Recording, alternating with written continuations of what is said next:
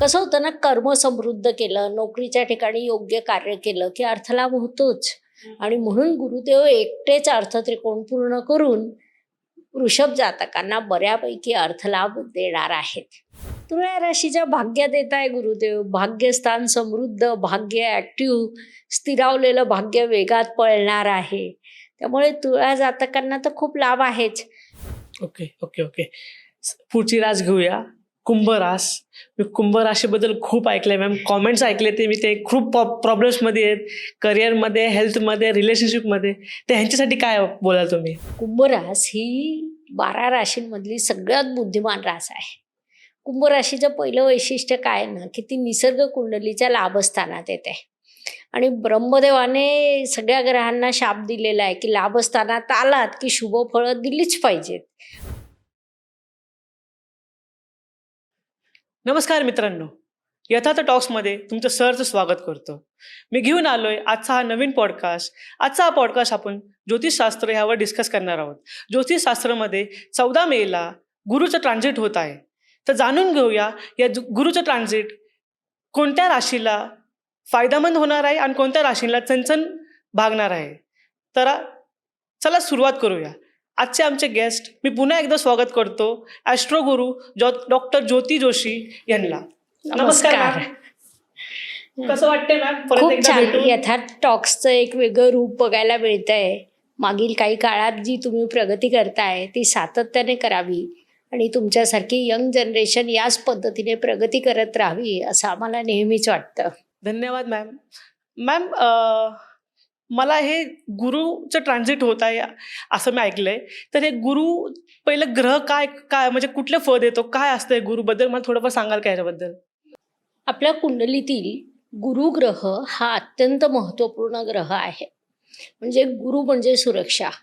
गुरु म्हणजे मानवी आयुष्यातील सर्व सौख्य ज्या ग्रहासोबत जोडलेली आहे तो ग्रह म्हणजे गुरु. मानवी जन्मापासून मृत्यूपर्यंत आयुष्यातील प्रत्येक विभाग जर एखादा ग्रह इंडिकेट करत असेल तर तो ग्रह म्हणजे गुरु. म्हणजे बालकाचा जन्म, संतती सुख, संततीपासून सुख, विवाह, योग्य मार्गाने धनार्जन, हे सगळे विषय येतात गुरुच्या अखत्यारीत. आणि त्यामुळे गुरुचा प्रभाव हा तीव्र असतो आणि दीर्घकालीन असतो. जर आपण बघितलं तर आपल्या पत्रिकेतील, प्रत्येक पत्रिकेतील, जगातील कोणतीही पत्रिका असो, तिच्यावर 4 घरांवर म्हणजे 33% पत्रिका एकटा गुरुदेव उचलून घेतो. आणि म्हणून गुरुग्रहाचं महत्त्व आहे. किंवा जर आपण आज विज्ञानाची पत्रिका पाहिली तर ब्रह्मांडामध्ये जेवढं गार्बेज असतं ते गुरुग्रह स्वतःकडे आकर्षित करतो. त्या गार्बेजपैकी थोडंसं गार्बेज जरी पृथ्वीवर येऊन आढळलं तर तिथे पृथ्वी नष्ट व्हायची भीती आहे. म्हणजे गुरुग्रह संपूर्ण संरक्षणाचा कारक आहे. Okay okay. आणि म्हणूनच गुरुग्रहाचं महत्त्व अत्यंत मोठं आहे. आता गुरुग्रह राशी परिवर्तन करणार आहे. म्हणजे गेल्या काही काळात तो पृथ्वी तत्वाच्या वृषभ राशीत होता. अच्छा. साधारणपणे मागच्या वर्षी 2 मे पासून तर आतापर्यंत. किती काळापासून? 2 मे 2024 पासून आतापर्यंत म्हणजे गुरुग्रहाला एक वर्ष असतं का तो ट्रान्झिट होतो? गुरुग्रह 12 राशी परिवर्तन करायला साधारणपणे 13 वर्ष त्याला लागतात. साधारणपणे 1 वर्ष ते 13 महिने असा त्याचा कालावधी असतो. ओके. की तो एका राशीत राहतो. 14 मेला जे परिवर्तन होणार आहे ते थोडं वेगळं आहे आणि म्हणून त्याचे प्रभाव खूप मोठे बदलणार आहे. म्हणजे आजपर्यंत कधी नव्हे अशा पद्धतीने गुरुग्रह राशी परिवर्तन करणार आहे आणि मुख्यतः त्याची गती बदलणार आहे. आता त्याची जी गती होईल ती अतिचार गती होईल. आता अतिचार गती म्हणजे काय? तर समजा तुम्ही रोज 100च्या स्पीडने गाडी चालवतात. हां हां. एखाद वेळी जर तुम्ही 300च्या स्पीडने गाडी चालवली तर काय होईल? ऍक्सिडेंट होऊ शकतो, बॅलन्स हे होणार. तर गुरुग्रह 300च्या स्पीडने जाणार आहे. त्याच्या नेहमीच्या वेगापेक्षा 3 पट वेगाने गुरुग्रहाचा प्रवास सुरू होणार आहे. हे इतिहासात घडलं होतं का? पहिलं घडलं होतं का? इतिहासात कधीतरी घडलं होतं का? नक्कीच घडलं होतं. सर्वप्रथम महाभारत काळात गुरुची अतिचार गती होती 7 वर्ष. हां हां. त्याच्यानंतर पहिल्या महायुद्धाच्या काळात होती गुरुची अतिचार गती. दुसऱ्या महायुद्धाच्या काळात गुरुची अतिचार गती होती 2 वर्ष. आणि आत्ता जेव्हा कोरोना आला तेव्हा गुरुची अतिचार गती होती 4 वर्ष. ओके. हे अतिचार वर्ष म्हणजे काय? 4 वर्ष तो अतिचार गतीत होता. अतिचार गती म्हणजे नेहमीच्या वेगापेक्षा अधिक वेगाने त्याची 4 टाइम्स वाटचाल. त्याचे रिझल्ट कसे भेटत होते? हा ते सांगते. आता कसे भेटत होते म्हणजे आपण पाहिलेच ना, पहिलं महायुद्ध पाहिलं, दुसरं महायुद्ध पाहिलं, कोरोना पाहिला. हो हो हो. आता गुरुदेव 7 वर्षासाठी अतिचार गतीत आहे. अरे बाप. मुख्य म्हणजे वायू तत्वापासून त्यांची अतिचार गती सुरू होईल आणि पृथ्वी तत्वावर थांबेल. आणि हे सगळ्यात मोठं संकटाचं एक सिम्पटम आहे. हे आम्ही आज नाही, आम्ही गेले वर्षभर सातत्याने बोलतोय की गुरुदेव अतिचार गतीत जाणार आहे 14 मे 2025 रोजी. तेव्हापासून आम्ही सातत्याने सांगतोय की 29 मार्चला शनिदेव परिवर्तन करतील, 14 मेला गुरुदेव, आणि त्याचे प्रभाव हे सार्वत्रिक होतील, मोठ्या प्रमाणावर होतील, देशावर जगावर संकटाचे होतील, नैसर्गिक आपत्ती, मानवी युद्ध. ओके. गुरुदेवांच्या अतिचार गतीत वायुतत्वाच्या माणसाची बुद्धी भ्रमित होते. कारण गुरु हा ज्ञानाचा कारक आहे, सामंजस्याचा कारक आहे, सगळ्यांना घेऊन चालणं, सगळ्यांची काळजी घेणं, हे सगळं कारकत्व गुरुदेवांकडे आहे. पण मग गुरुदेव स्वतः जेव्हा दूषित होतात अतिचार गतीमुळे, त्यामुळे जनसामान्याची मानसिकता ते सांभाळू शकत नाही. अच्छा. आणि त्याचा एक दुष्प्रभाव लोकांवर होतो. आपण आता पेहलगाम घटना पाहिली, पेडगाव. किंवा आज आपण युद्धाच्या कगारवर उभे आहोत. कोणत्या दिवशी काय होईल सांगता येत नाही. कारण यावर्षी जे मोठ्या प्रमाणावर ग्रह परिवर्तन होत आहे, राशी परिवर्तन होत आहे, त्याचे दुष्प्रभाव आहेतच.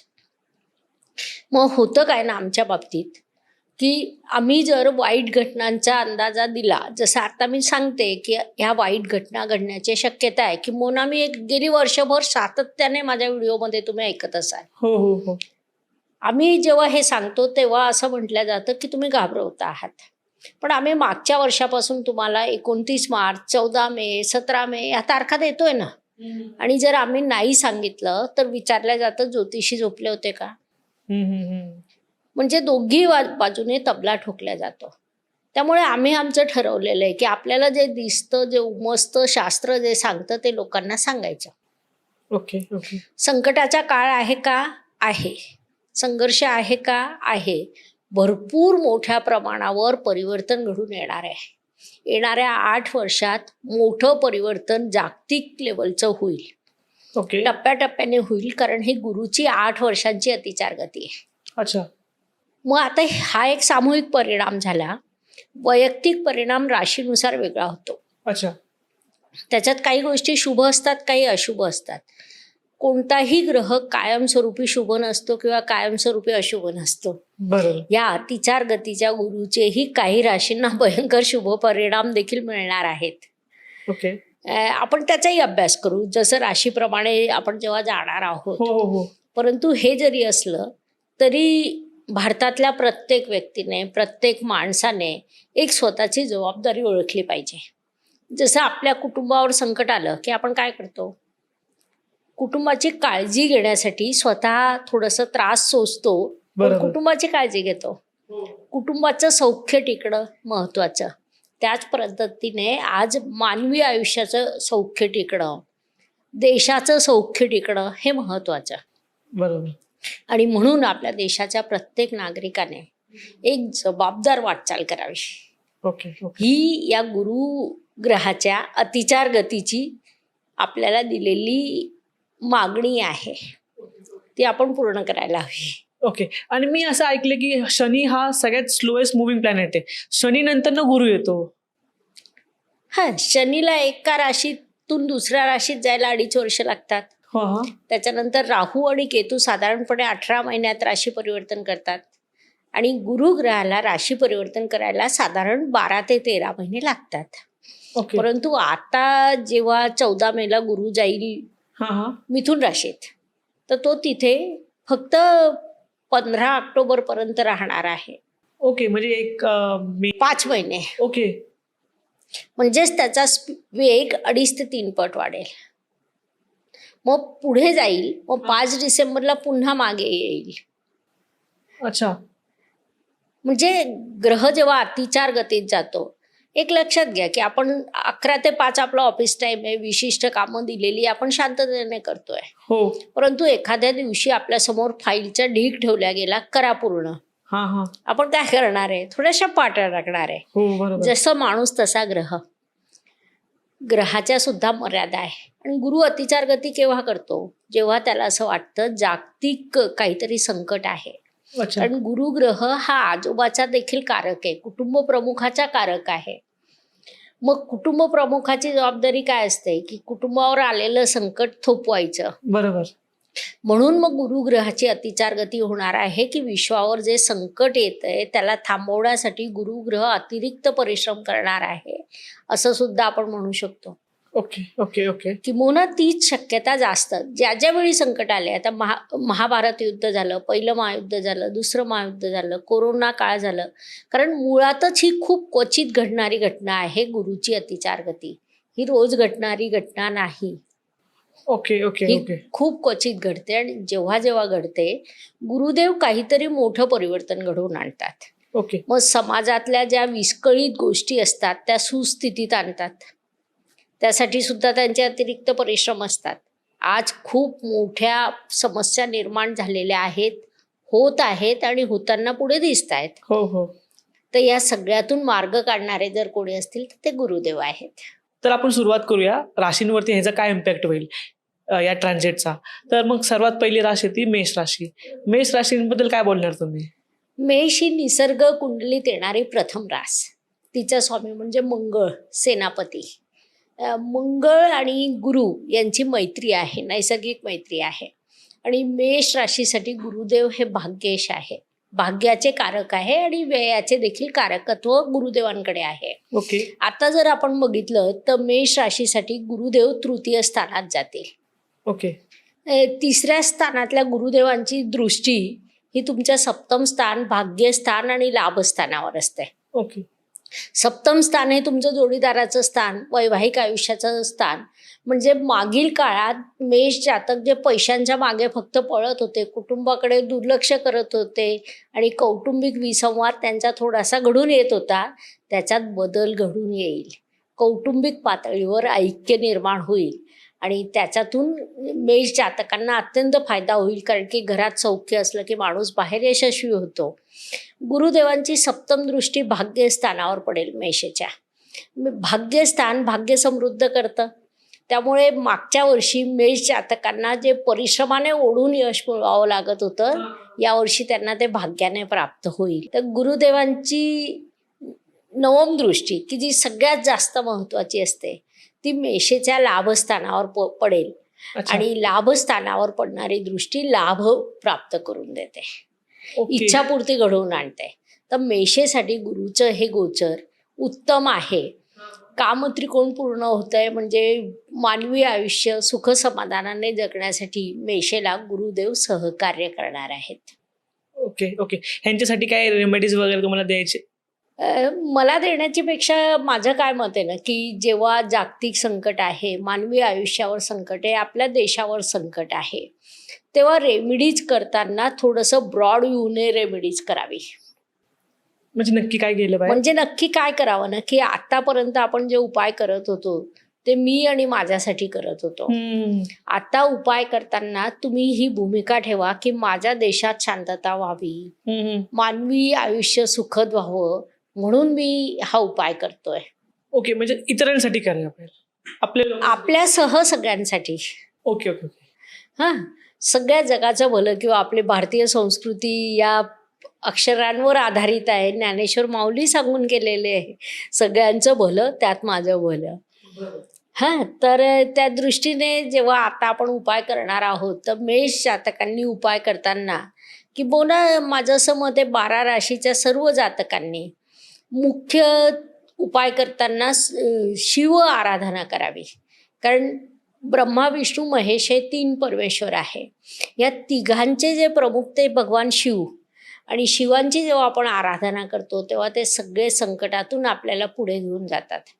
तर मेष जातकांनी शिव आराधना करावी. त्यासाठी ओम नमः शिवाय हा सोपा मंत्र आहे, महामृत्युंजय मंत्र आहे, शिव अभिषेक आहे, शिव मंदिरात दर्शन घेणं आहे. आणि मेष जातकांचे भाग्येश आणि व्ययेश गुरुदेव असल्यामुळे मेष जातकांनी मुख्यतः काका आणि मामा यांच्याशी सौजन्याने, प्रेमाने, आदराने वागावं. ओके. हा सगळ्यात मोठा त्यांच्यासाठी उपाय ठरणार आहे की ज्याच्यातून त्यांचं भाग्य समृद्ध होईल. वृषभ राशीबद्दल काय सांगाल तुम्ही?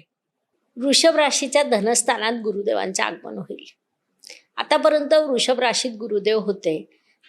14 मेला ते राशीतून धनस्थानात प्रवेश करतील. धनस्थानात प्रवेश करणारे गुरुदेव हे अर्थत्रिकोण पूर्ण करतात. अर्थत्रिकोण म्हणजे? अर्थत्रिकोण म्हणजे आपल्या कुंडलीत 3 स्थानं मिळून अर्थत्रिकोण होतो. 2, 6, 10 आणि गुरुदेव एकटेच अर्थत्रिकोण पूर्ण करून टाकतात. आणि हा अर्थत्रिकोण पूर्ण झाला की अर्थलाभ भरपूर होतो. ओके. की जो वृषभ जातकांना होणार आहे. तर धनस्थानात आलेल्या गुरुदेवांची पंचम दृष्टी 6ष्ठ स्थानावर, सप्तम दृष्टी 8म स्थानावर आणि नवम दृष्टी 10म म्हणजे कर्मस्थानावर पडेल. अर्थातच 2, 6, 10चं त्रिकोणही पूर्ण होईल. धनस्थानात आलेले गुरुदेव कौटुंबिक ऐक्य, वाणीत प्रगल्भता देतील. षष्ठावर त्यांची दृष्टी असल्यामुळे शत्रूंचा नाश करून तुम्हाला स्पर्धेत यश देतील. अष्टमावर दृष्टी असल्याने कौटुंबिक सौख्य किंवा कौटुंबिक प्रॉपर्टी किंवा तुम्ही एखाद्या नवीन संशोधन कार्यात असाल तर तिथे तुम्हाला यश देतील. आणि दशमावर दृष्टी टाकून ते तुमचे कर्म समृद्ध करतील. कसं होतं ना, कर्म समृद्ध केलं, नोकरीच्या ठिकाणी योग्य कार्य केलं की अर्थलाभ होतोच. आणि म्हणून गुरुदेव एकटेच अर्थत्रिकोण पूर्ण करून वृषभ जातकांना बऱ्यापैकी अर्थलाभ देणार आहेत. आणि मग आता वृषभ जातकांनी उपाय कसं करावे? तर जी दिशा आपण मेष जातकांना सांगितली की स्वतःसाठी नाही विश्वासाठी उपाय करा, तसंच बरोबर. आपण वृषभ जातकांनाही सांगू की वृषभ जातकांनीही ब्रॉड व्ह्यूने उपाय करावे. भगवान शिवची आराधना करावी. आराधना करताना शिव अभिषेक करावा, भगवान शिवाला नमस्कार करावा आणि त्याहीपेक्षा वडिलांचा आदर करावा. ओके. कारण 6, 8 आणि 10 या 3 स्थानांवर दृष्टी आहे गुरुची. 10म स्थान हे वडिलांचं स्थान देखील मानलं जातं. तर त्यांनी वडिलांचा आदर करावा. वडिलांना किमान अपशब्द वापरू नये, कारण वाचेच्या स्थानात गुरुदेव आलेले आहे. जर यांनी वडिलांबद्दल चुकीचे शब्द वापरले तर होणारा अर्थलाभ कुठेतरी अडखळतो ओके. ओके. आणि एक नकारात्मक प्रभाव होतो. म्हणून त्यांनी वडिलांशी नातं समृद्ध करावं, सकारात्मक राहावं आणि आयुष्यात प्रगती स्वतःची, स्वतःच्या कुटुंबाची आणि देशाची करावी. बरोबर. अगदी बरोबर. पुढची रास घेऊया आपण. मिथुन रासबद्दल तुम्ही काय सांगाल? मिथुन ही बुधदेवाची रास. 3य स्थानात ती येते. आणि मुख्य म्हणजे गुरुदेवांचं आगमन मिथुन राशीत येत आहे. गुरुदेव जेव्हा एखाद्या राशीत प्रवेश करतात तेव्हा तिथे धर्मत्रिकोण पूर्ण करतात. धर्मत्रिकोण म्हणजे मग इथून काय होतं ना की जेव्हा राशीत प्रवेश करणारा गुरु हा एकाच वेळी शेकडो शुभफळं देतात. अनेक दोषपत्रिकेतलं घालवण्याचं सामर्थ्य त्या गुरूंमध्ये असतं.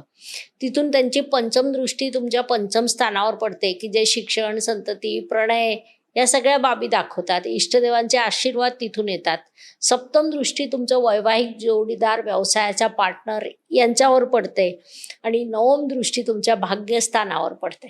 त्यामुळे गुरुदेव जे प्रथम स्थानात आलेले आहेत ते तुमच्या व्यक्तिमत्वावर प्रभाव करतात, शिक्षणावर करतात, संततीवर करतात, तुमच्या क्रिएटिव्हिटीवर करतात, तुमच्या वैवाहिक आयुष्यावर करतात, संसार सुखावर करतात, व्यवसायावर करतात, व्यावसायिक पार्टनरवर करतात आणि भाग्यावर करतात. मिथुन तर चांगलं दिसतंय. होय. त्यामुळे मिथुन राशीला अत्यंत सकारात्मक फायदा होईल. फक्त होतं काय ना की आता अतिचार गतीमुळे ते गुरुदेव तिथे 5च महिने राहतील आणि त्यामुळे तेवढाच वेळ त्यांना तो फायदा होईल. मग म्हणजे ते 5 नंतर काय होईल? मग गुरुदेव पुन्हा राशी परिवर्तन करतायत. म्हणजे एक राशी म्हणजे 30 अंश. हे 30 अंश वाटचाल करायला गुरुदेवांना नेहमी 12 ते 13 महिने लागतात. हा हा हा या काळात ते फक्त 5 महिन्यात तेवढी वाटचाल करून टाकणार आहे. म्हणजे जो फायदा मिथुन राशीला 12 ते 13 महिने होत राहिला असता, तो 5 महिनेच होणार आहे. Okay okay okay okay. अतिचार गती याला म्हणतात. आणि म्हणून आम्ही काळजीत आहोत, सगळ्या ज्योतिषवर्गच काळजीत आहे की भविष्यात काय वाढून ठेवलं आहे. कारण नैसर्गिक संकट, आपत्ती, अनपेक्षित आजार, भूकंप, युद्धजन्य परिस्थिती, युद्ध, या सगळ्या गोष्टी घडण्याची तिथून शक्यता निर्माण होते. Okay okay okay. अगदीच अगदी. पुढची रास घेऊया. कर्क राशीबद्दल काय बोलाल मॅम? कर्क राशीच्या व्ययस्थानात गुरुदेवांचं आगमन होत आहे.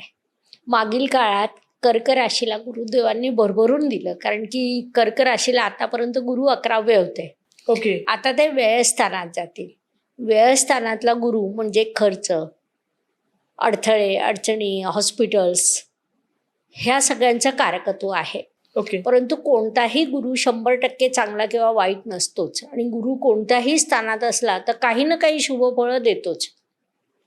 म्हणजे शक्यता आहे हॉस्पिटलचे खर्च वाढतील, प्रचंड प्रवास वाढेल, प्रवासात नुकसान होण्याची शक्यता आहे, शिक्षणात थोडं अधिक परिश्रम करावे लागतील, तेव्हा अपेक्षित यश मिळेल. म्हणजे जे विद्यार्थी एरवी 4 तास अभ्यास करत असतील कर्क राशीचे, त्यांनी आता किमान 5 तास अभ्यास सुरू करावा.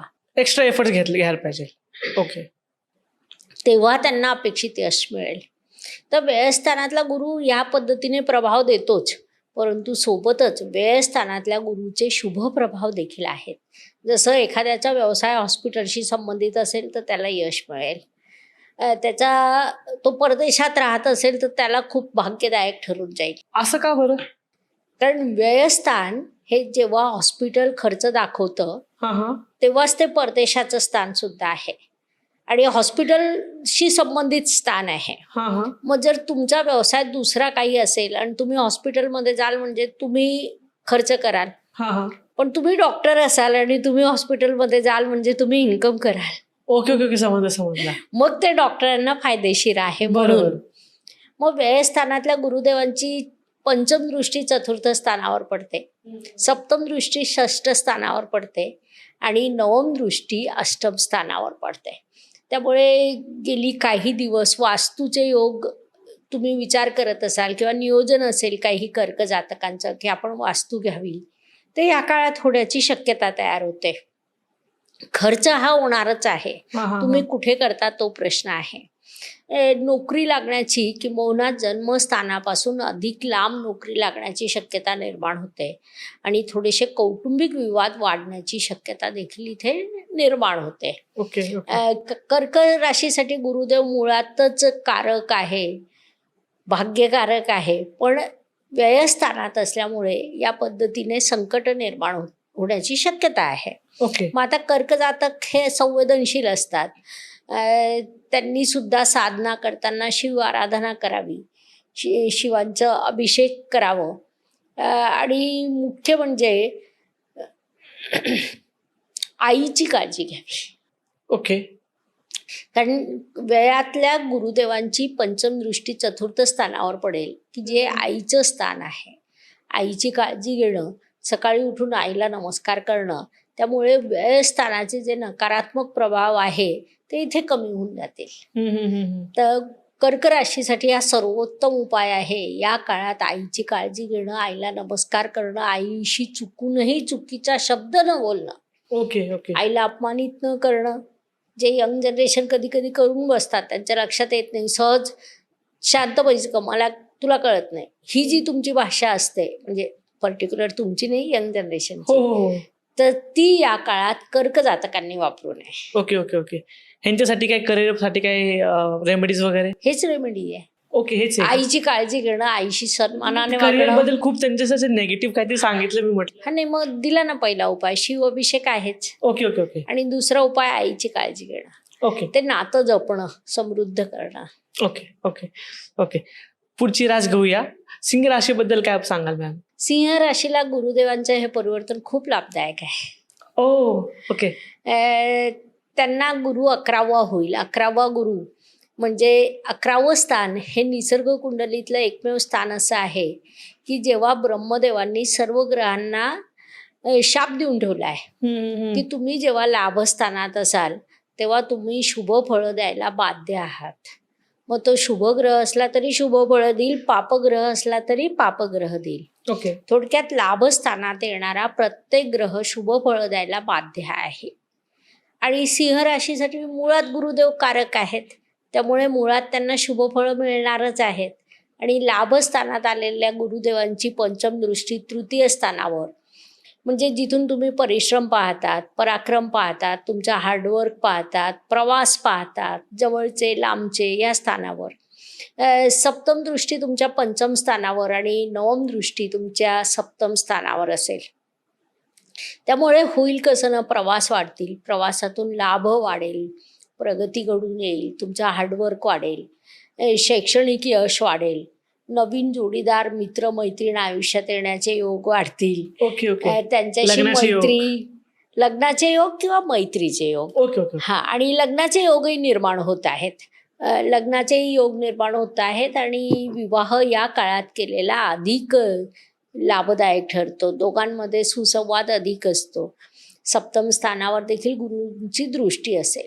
त्यामुळे सिंह राशीला असे अनेक फायदे आहेत. सिंह जातकांनी सुद्धा फायदे आहेत ते अधिक मिळावे यासाठी शिव आराधना करावी. शिव आराधना ही अत्यंत महत्त्वाची आहे. आणि मुख्य म्हणजे भावंडांसोबत त्यांनी सौजन्याने वागावं, भावाशी चुकूनही वाद घालू नये, मित्रांसोबत सौजन्याने वागावं. या काळात सिंह जातकांना त्यांचे मित्र लाभदायक ठरण्याची शक्यता निर्माण झाली आहे. मग अशा वेळी कसं असतं ना, की कोणतंही नातं दुहेरी असतं. तुम्ही चांगले वागलात तर समोरचा चांगला वागेल आणि तुम्हाला लाभ होताना दिसतोय मित्रांकडून, मग तुम्ही त्यांच्याशी सौजन्याने वागा. ते तुम्हाला प्रत्यक्ष अप्रत्यक्ष तुमचं लाभ करून देतील की ज्याचा तुम्हाला दीर्घकालीन फायदा होईल. आणि शिव आराधना तर प्रत्येकाने करायचीच आहे. त्यामुळे हे 2 उपाय जर तुम्ही केले तर या काळात तुम्हाला खूप लाभ होईल. कारण गुरुदेवांची अतिचार गती ही नाही म्हटलं तरी संकट आहे. त्या काळात स्वतःची कुटुंबाची काळजी घेणं गरजेचं आहे. पुढची रास घेऊया. कन्या राशीबद्दल काय सांगाल? कन्या राशीच्या कर्मस्थानात गुरुदेव येणार आहे. आता कसं होतं ना, कन्या राशीसाठी गुरुदेव मुळात चतुर्थेश आणि सप्तमेश आहे. ते कर्मस्थानात येतील तर अर्थात त्यांची दृष्टी तुमच्या धनस्थानावर पडेल, धनप्राप्ती तुम्हाला होईल, वास्तुयोग तुमच्यासाठी निर्माण होतील, वाहन योग निर्माण होतील, वास्तूतून सौख्य यासारखे अनेक योग निर्माण होतील. आईसोबत तुमचं नातं समृद्ध होईल आणि त्यांची नवम दृष्टी तुमच्या षष्ठ स्थानावर असेल. नोकरीत प्रमोशनचे योग अडकलेले आहेत, नोकरीत अस्थैर्य आहे, या सगळ्यातून सुटका होईल.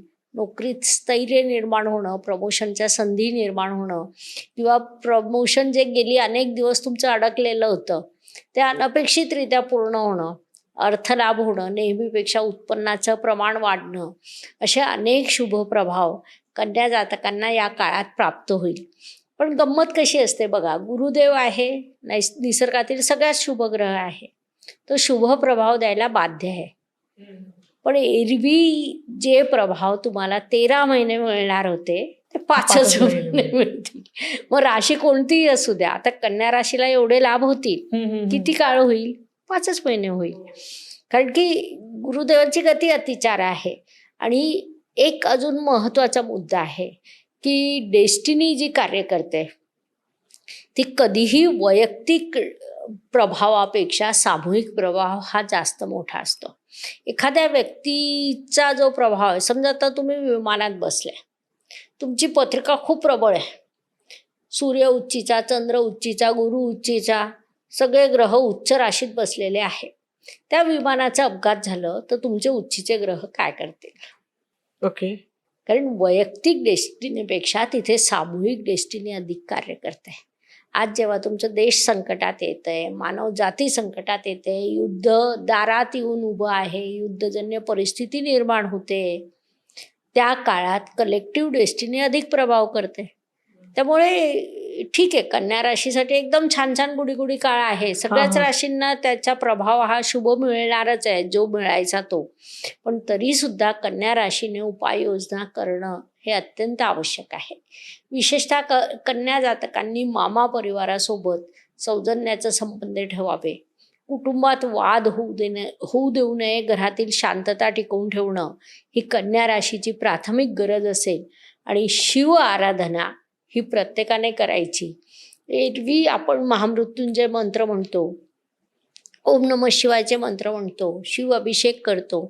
हे करताना कुठेतरी आपल्या मनात असतं की आपण स्वतःसाठी करतो. तेव्हा विचार मोठे करा, ब्रॉड करा आणि मानवजातीसाठी करतोय. अगदी कुटुंबासाठी, देशासाठीच्या पलीकडे जाऊन मानवजाती, अखिल मानवजातीसाठी करतोय, असं करून हे उपाय करावे. आणि आपण जेवढं ब्रॉड व्ह्यू ठेवतो तेवढे आपल्याला सकारात्मक प्रभाव प्राप्त होतात. त्यामुळे भावना तशी ठेवा की मी अख्ख्या मानवजातीसाठी करतोय आणि ते उपाय करा. त्याचे खूप शुभ प्रभाव तुम्हाला प्राप्त होतील. अगदी मॅम. पुढची रास बघूया. तुला राशीबद्दल काय सांगाल? तुला राशीच्या भाग्यात येत आहे गुरुदेव. भाग्यस्थान समृद्ध, भाग्य ॲक्टिव्ह, स्थिरावलेलं भाग्य वेगात पळणार आहे. त्यामुळे तुला जातकांना तर खूप लाभ आहेच. विशेष म्हणजे तुला जातकांचं व्यक्तिमत्व प्रगल्भ होईल. मागील काळात कॉन्फिडन्स जर लूज झालेला असेल तर कॉन्फिडन्स लेवल वाढेल, सकारात्मकता वाढेल. तुम्हाला अनेक लोक अनेक पद्धतीने सहकार्य करायला लागतील आणि त्यामुळे तुम्हाला त्याचा लाभ होईल. तुमच्या व्यक्तिमत्वातच असं काही निर्माण होईल की तुम्ही योग्य दिशेने कार्य कराल आणि त्याचाच स्वतःची प्रगती करून घ्याल. परिश्रम वाढतील, प्रवास वाढतील, प्रवासातून लाभ वाढेल. मित्रांवर, शत्रूंवर, स्पर्धकांवर विजय मिळवण्याची कॅपॅसिटी वाढेल. तुला जातक नवीन क्षेत्रात शिक्षण घेण्याची एक संधी आहे. शैक्षणिक यश मिळेल, कौटुंबिक यश मिळेल, तुमची नाती समृद्ध होतील. तुळा राशी ही मुळात सुंदर रास आहे. तिला सौंदर्याचं वरदान लाभलेलं आहे. तुला म्हणजे तोल, सगळ्यांना घेऊन चालणं, सगळ्यांना सांभाळणं, सगळ्यांशी सौजन्याने वागणं ही तिची कला आहे. त्या कलेत समृद्धी येईल. म्हणजे तिच्यात जे गुण आहे त्या गुणांमध्ये अजून अधिक वृद्धी होईल. मग तुला जातकांनी उपाय करावे का? निश्चितच करावे. तुला जातकांनी उपाय करत असताना सगळ्यात जास्त स्वतःचं लक्ष ठेवावं. स्वतःचं लक्ष? हो. मुख्य म्हणजे स्वतःच्या आरोग्याचं लक्ष ठेवावं. योगा, प्राणायाम या सगळ्या गोष्टींवर त्यांनी लक्ष केंद्रित करावं. त्याशिवाय शिव अभिषेक करावा. आणि तुला जातकांना आपण सांगितलं सगळ्यांसाठी करा, तर ते सगळ्यांसाठी करतात. त्यामुळे काही राशीनं जरा वेगळे असतात. आता मीन राशीला जेव्हा आपण सांगतो की तुम्ही तुमच्यासाठी उपाय नका करू, दुसऱ्यांसाठी उपाय करा, तर मीन राशी मनापासून तुम्ही सांगता त्याच्यापेक्षा दुप्पट उपाय करेल. त्याच्यानंतर कुंभ रास, अत्यंत बुद्धिमान रास. त्यांना आपण हे वाक्य जेव्हा सांगतो कुंभ राशीला की कुंभ राशीने उपाय करताना इतरांसाठी करावं, ते प्रत्येक कार्य बुद्धीने करतात. ते लगेच दुसऱ्यांचा विचार सुरू करून टाकतात. त्याच पद्धतीने तुला राशीने आता स्वतःवर कॉन्सन्ट्रेशन करावं. त्यांच्या हातून इतरांचं देखील भलं होणारच आहे. ओके. चांगलाच दिसतंय तुला राशीचं. पुढची रास घेऊया. वृश्चिक रासच्या बद्दल काय सांगाल तुम्ही? वृश्चिक राशीचं काय झालंय ना की गुरुदेवांचं आगमन होत आहे अष्टम स्थानात. अष्टम स्थान म्हणजे अडथळे, अडचणी आणि संघर्ष. तर अडथळ्यांच्या स्थानात येणारे गुरुदेव कुठेतरी अडथळे निर्माण करतील, अडचणी निर्माण करतील. पण इथे ना एक गंमत आहे की वृश्चिक राशीचं एक बेसिक व्यक्तिमत्व आहे. त्यांना जेवढी संघर्षाची स्थिती येते तेवढं ते जास्त प्रगत होऊन कार्य करतात. म्हणजे तो फिनिक्स पक्षी कसा असतो ना की अत्यंत वाईट परिस्थितीतून उठून उभा राहतो आणि प्रगती करतो. वृश्चिक रास तशीच आहे. कितीही वाईट परिस्थिती असू द्या, कितीही संकट असू द्या, ती घाबरत नाही. ती उठून उभी राहते, प्रगती करते. आणि म्हणून वृश्चिक रास प्रगती करेल. तिला संकट आली की ती जास्त प्रगती करते. तर वृश्चिक राशीला थोडंसं नकारात्मक प्रभाव आहे. असं असलं तरी प्रवास भरपूर होतील. कुटुंबात विसंवाद होण्याची शक्यता निर्माण झालेली आहे. पण वृश्चिकेला जेव्हा हे माहिती असतं तेव्हा ते बरोबर नियोजन करतात की वादविवाद होऊ द्यायचे नाही आणि यशस्वी पण होतात. वृश्चिक राशीच्या बाबतीत अजून एक आईच्या आरोग्याबाबत मोठे प्रश्न निर्माण होणं, आईचं सौख्य कमी होणं हे संकट वृश्चिक राशीसाठी आहे. मग उपाय करताना अर्थातच आईच्या आरोग्याला लाभदायक होतील असे उपाय करा, काळजी घ्या. भगवान शिवांची आराधना करा, तुमच्या कुलदैवताचा आराधना करा, कुलदेवीला जा. हे उपाय वृश्चिक राशीसाठी उपयुक्त ठरतील. Okay okay okay. पुढची रास घेऊया. धनुबद्दल काय सांगाल? धनु मुळात गुरुदेवांचीच रास आहे. ओके. त्यामुळे धनु राशीवर अधिक प्रभाव होईल. धनु राशीच्या सप्तम स्थानात गुरुदेवांचे आगमन होणार आहे. मग सप्तम स्थानात आलेले गुरुदेव लाभ स्थानावर, राशीवर आणि तृतीय स्थानावर दृष्टी टाकत असतात. तिथे मिथुन रास येईल आणि मिथुन रास ही बालिश रास आहे. धनु ही टार्गेट ओरिएंटेड रास आहे. त्यामुळे तो मुळात विरोधाभास असतो. पण सप्तम स्थानात आलेले गुरुदेव मागील काळात धनु जातक घरगुती समस्यांना कंटाळलेले होते. म्हणजे आता जर तुमच्या ओळखीचे मित्र परिवारात कोणी असतील ना, तर त्यांना विचारा, कारण असताना आणि नसताना दर 4थ्या-8व्या दिवशी त्यांच्या घरात वादविवाद सुरू होते. ते कंटाळले होते. त्या वादविवादातून त्यांची सुटका होईल. Okay okay okay okay. चांगलं. अर्थलाभाच्या संधी प्राप्त होतील. विविध मार्गांनी अर्थलाभ होईल. व्यक्तिमत्व प्रगल्भ होईल. धनुराशीला एखादं त्यांनी कार्य ठरवलेलं असलं की अडथळ्यांशिवाय ते कार्य करता यावं एवढंच त्यांचं स्वप्न असतं. ते साध्य होईल. Okay okay. चांगली गोष्ट. पराक्रम करतील, परिश्रम करतील, प्रवास करतील आणि यशाच्या दिशेने वाटचाल करतील. अर्थात हे सगळं फक्त 5 महिने. Okay okay okay. मग होतं काय ना की हे सगळं होईल, 5 महिने होईल. मग त्यांनी सुद्धा साधना तर करायलाच हवी, कारण ही गरजच आहे. तर धनु जातकांनी जोडीदाराची काळजी घ्यावी. म्हणजे बायको नवरा, तुमच्या जोडीदाराची काळजी घ्या. घरातलं वातावरण आनंदाचं ठेवा. घरात मोठे जेवढे असतील तुमचे आजोबा आजी किंवा सिनियर सिटिझन्स, त्यांची विशेष काळजी घ्या आणि जोडीदाराची काळजी घ्या. शिवाय शिव अभिषेक करा, की शिव अभिषेक करताना ओम नमः शिवाय किंवा महामृत्युंजय मंत्र, हे 2 महत्त्वाचे मंत्र आहे. आणि कसं होतं ना, समाजातील सगळेच लोक जेव्हा एकाच वेळी महामृत्युंजय मंत्राचा रोज 11 वेळा जाप करायला लागले की त्याचा होणारा प्रभाव हा सामूहिक प्रभाव ठरतो. ओके. त्यामुळे संकटाची तीव्रता कमी व्हायला देखील मदत होते. त्यामुळे धनु जातकांनी एवढे उपाय करावेत. Okay okay okay.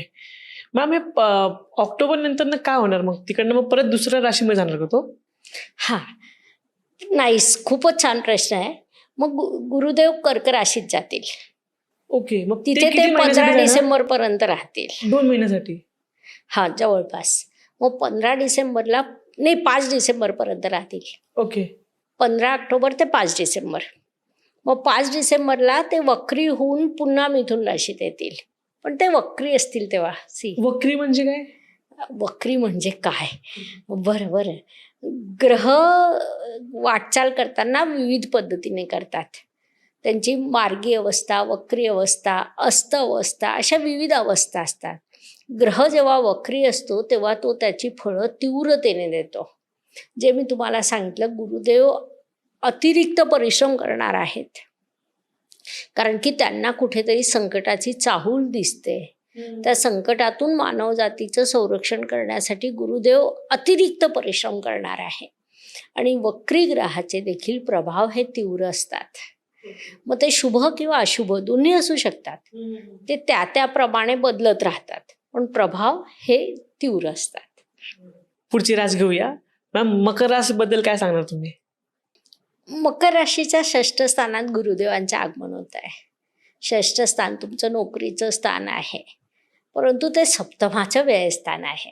त्यामुळे घरात विसंवाद वाढण्याची एक नैसर्गिक शक्यता निर्माण होते. पण असं जरी असलं तरी 6ष्ठात आलेले गुरुदेव या बाबतीत एक सगळ्यात मोठी धोक्याची सूचना द्यावीशी वाटते की 6ष्ठात जेव्हा गुरुदेव येतात तेव्हा तुम्ही तुमच्या वजनाकडे लक्ष द्या. जर या काळात तुमचं वजन वाढलं तर दीर्घ अनारोग्य निर्माण होतं. ओके. त्यामुळे ती एक काळजी घेणं अत्यंत गरजेचं आहे. होय, योग, प्राणायाम भारतीय संस्कृतीने दिलेले वरदान आहेत आपल्याला. योग, आयुर्वेद आणि ज्योतिषशास्त्र. तर इथे जर तुम्ही योगाचा योग्य वापर केला तर तुमचं आरोग्य उत्तम राहील, नाही तर अनारोग्याच्या समस्या तीव्रतेने डोकं वर काढू शकतात. षष्ठातल्या गुरुची पंचम दृष्टी दशम स्थानावर असते, सप्तम दृष्टी व्ययस्थानावर असते आणि नवम दृष्टी तुमच्या धनस्थानावर असते. त्यामुळे ह्या तिन्ही स्थानांना गुरुदेव ॲक्टिवेट करतात. गंमत काय असते ना, गुरुदेव ज्या स्थानात आहेत त्या स्थानावर आणि ज्या 3 स्थानांवर दृष्टी टाकतात त्यांना अमृत दृष्टी म्हणतात. अमृत दृष्टी म्हणजे? गुरुदेवांच्या दृष्टीला अमृत दृष्टी म्हणतात.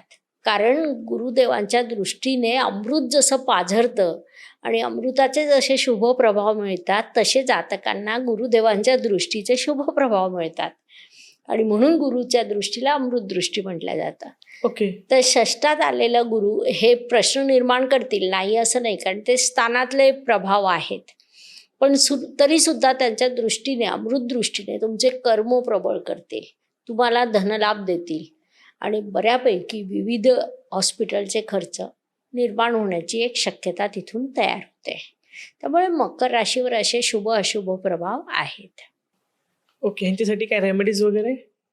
मकर राशीसाठी रेमेडीज अत्यंत महत्त्वाचे आहे.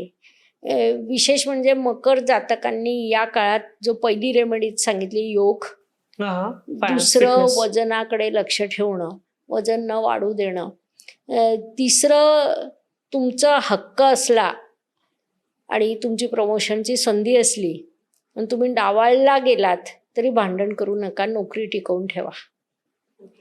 हा त्यांच्यासाठी अत्यंत महत्वाचा आहे. कारण संकटाच्या काळात कसं असतं ना, थोडंसं नमतं घ्यायचं, पुन्हा चांगला काळ येतोच आहे.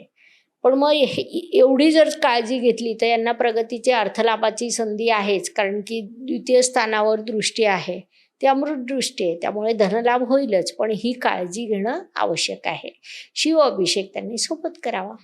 Okay okay okay. पुढची रास घेऊया, कुंभ रास.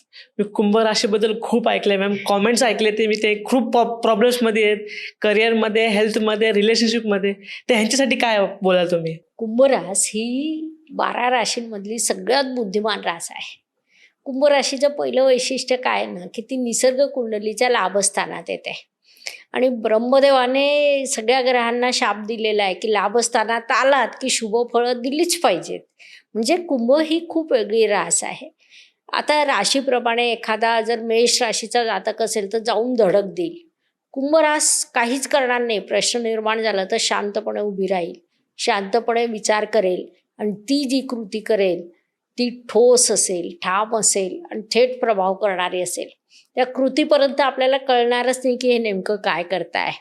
कोणताही प्रश्न सौजन्याने सोडवणं हे कुंभ राशीचं वैशिष्ट्य.